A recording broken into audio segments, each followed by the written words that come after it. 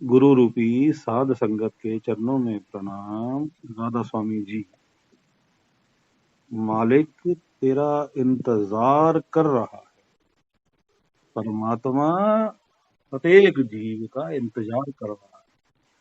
मालिक क्या है? हर प्राणी का पिता।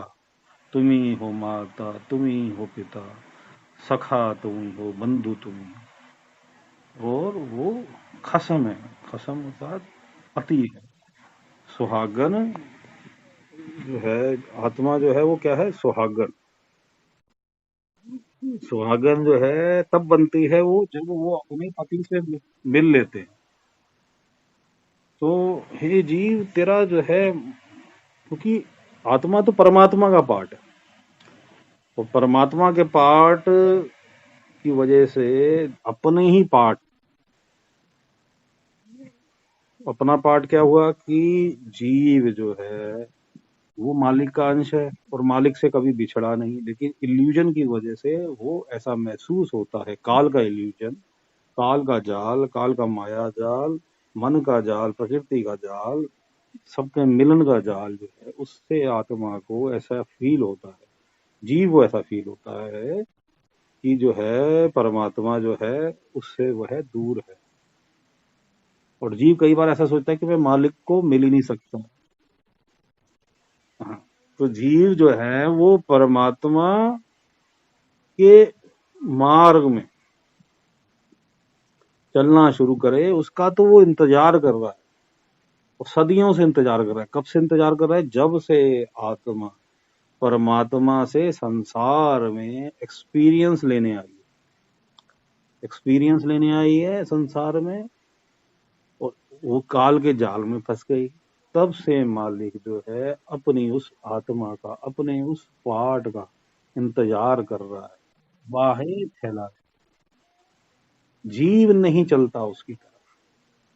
जीव अगर सच्चाई से उसकी तरफ चलना शुरू करे तो वो परमात्मा जो है रस्तों का बादशाह है, उसके रास्ते खुद ब खुद खोलने शुरू कर देता है। सिर्फ जीव को अपनी सोच को संसार के से हटा के परमात्मा की तरफ डाइवर्ट करना है। उसको दिन रात परमात्मा के बारे में सोचना है।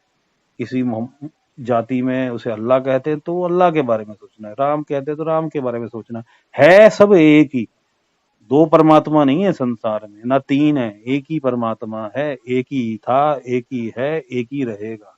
उसको कोई हटा नहीं सकता, और ना कोई नया परमात्मा पैदा हो सकता है। तो ये जितने भी नाम है वो सब उस एक के हैं। वो एक ही है, एक ओंकार।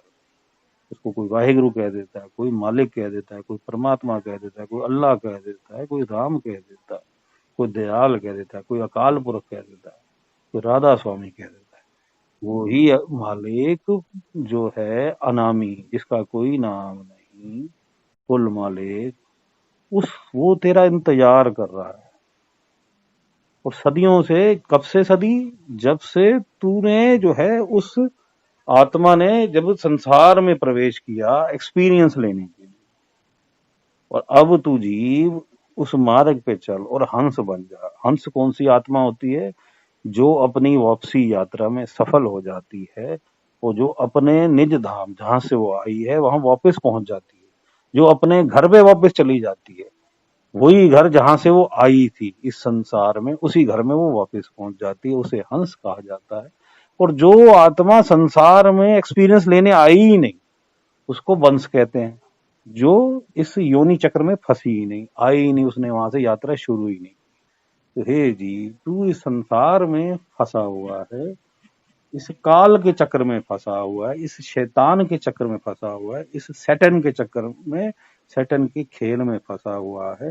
उसने तुझे उलझा रखा है, उसने इल्यूजन क्रिएट कर रखी है। और तेरा प्रीतम, तेरा परमात्मा, तेरा मालिक, तेरा पिता जो है वो तेरी उड़ीका मारे, वो तेरा इंतजार कर रहा है। खसम तेरा उड़ीक के तेनू, तेरा परमात्मा, तेरा मालिक, तेरा पति जो है तेरा इंतजार कर रहा है।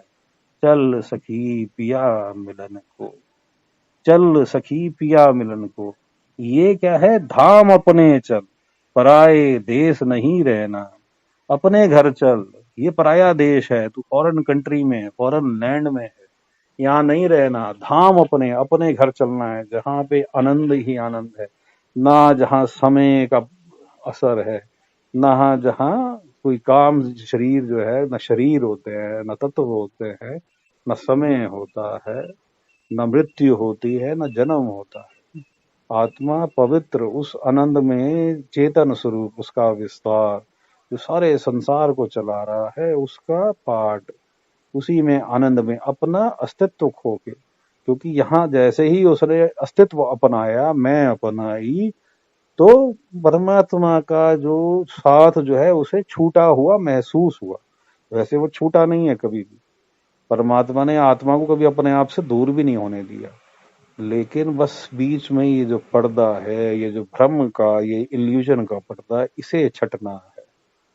घूंघट के पट खोल, तुझे पिया मिलनगे, कबीरदास जी कहते हैं भाई घूंघट के पट खोल ले, इस इल्यूजन के पट को खोल दे।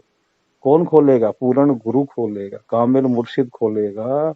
तू मालिक को विनती कर कि मुझे बख्श दे, अब की बार बख्श बंदे को, और न बहुजल फेरा, कि भाई अब मुझे बख्श दे, बार बार मैं इस फेरे में, इस जन्म मरण के चक्र में ना फंसूं। मुझ पे दया कर, मुझ पे रहम कर, मुझ पे कृपा कर। चल जीव चल, तू अपने ही धाम चल, मालिक तेरा इंतजार कर रहा है। अब हम मेडिटेशन में बैठते हैं। किस लिए करते हैं मेडिटेशन? क्या कि हम अपने घट अंदर, मन मंदिर तन बेस कलंदर, घट ही तीरथ नामा, अपने घट के अंदर ही जो सबसे मंदिर, जो असली मंदिर है, वो हमारे घट के भीतर है। परमात्मा के दरबार में जाके बैठे। ध्यान को ये संसार में जहां हमें काल ने भटका रखा है, जहां मेडिटेशन में बैठते हैं वहां भी बार बार भटकाता है, लेकिन हमारा फर्ज है कि मेहनत करना, बार बार प्रयत्न करना, और अभ्यास करने से हम परमात्मा तक पहुंच जाएंगे।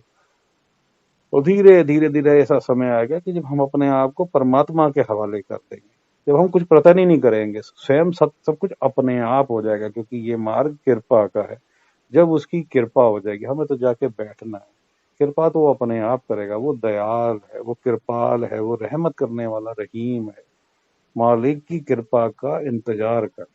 बस तू ध्यान को संसार से हटा के परमात्मा में लगाने का प्रयत्न कर, और उससे संसार की इच्छाएं मत जाहिर कर, परमात्मा से परमात्मा को मांग। पूर्ण कामिल मुर्शिद नहीं मिला तो कामिल मुर्शिद पूर्ण गुरु मांग, जो तुझे उससे मिला दे। तो ध्यान को संसार से हटा के परमात्मा में लगाते हैं।